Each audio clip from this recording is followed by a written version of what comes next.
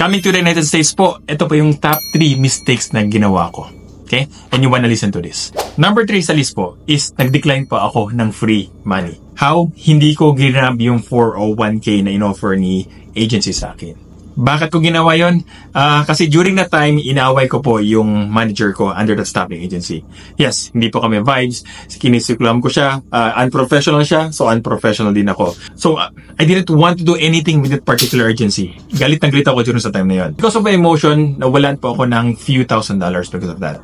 I declined the free money.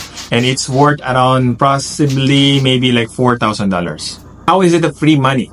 Kasi kung may retirement fund ka po, yung money na yun, yung percentage na pinili mo, pupunta yun sa specific fund mo, and that is non-taxable. Okay? So, non-taxable na yun, bawas na yun. Plus, since tinanggal na yung percentage na yun sa payslip mo, so yung remaining payslip mo, yung taxable income doon sa part na yun is bawas na rin. See? So, see what I mean? So, free money plus bawas pa yung tax rate dito. So, I missed out on that because of my emotional distress. So, learn from my mistake. Number 2, I bought a brand new car. Yes, for me, it is a financial mistake. Why? Kasi after mong drive yung car from your car dealership, palabas pa lang ng dealership, babawas na agad yan ng roughly around $4,000 to $5,000 yung worth ng car mo. Yes, that is a reality po. Yung car po kasi nagde-depreciate yan every year. And just like I said, paglabas mo pa lang, depreciate agad. So financially po, it's not wise to buy a brand new car, especially kung bago pa lang kayo dito sa United States, kung saan mataas din yung APR rate nyo for getting a loan for that car. So I paid like $18,000 more for my entire car. Dapat actually $21,000, but I refinanced and dropped down like $2,000. So ang worth kasi ng car ko is $16,000 lang eh. So one of the basic car na kinuha ko kasi pinakamura. Kasi nga financially constrained ako dahil sa mababa yung rate ko. So for that particular price po, sana nakabili ako ng mas magandang car or second-hand car. Mas maganda yung feature, mas malaki. So my car is a compact size sedan. Sana nakabili ako ng mga SUV type with that kind of price. And most of my friends po, during sa journey na to, halos lahat yung ginawa nila and they really save a lot of money. A car that they drive is around like $12,000 lang versus yung price ko. And their car is better than mine.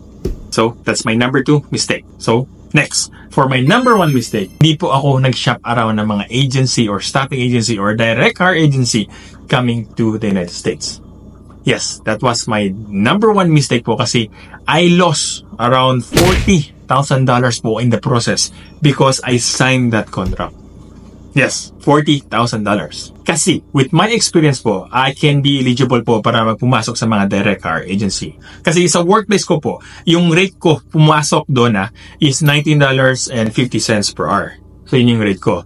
Versus yung kasama ko na may lesser experience na dumaan through direct car agency, ang rate niya is around like $27.5 per hour. So roughly there's like $8 difference between us, diba? So if you multiply that by the number of hours that I should work po sa agency na yun, which is 5,000 hours, so that will bring you about $40,000. Excluding pa yung benefits na meron siya versus the benefits na meron sa staffing agency ko. And the main reason po is because tamad po ako. During sa time na yun, tamad ako, nasa Singapore ako, pagod na pagod ako, gusto ko lang makalis ng US as soon as I can. So, pumayag na lang ako mag-sign kahit anumang contract na binigay sa akin based sa referral ng kasama ko. Which I should have po research muna. Dapat sumali muna ako sa Lefora before ako nag-sign ng mga ganong contract and check my options. And because nag-sign agad ako ng contract, nawalan agad ako ng $40,000 plus. So those are my top 3 mistakes coming to the United States. What's yours?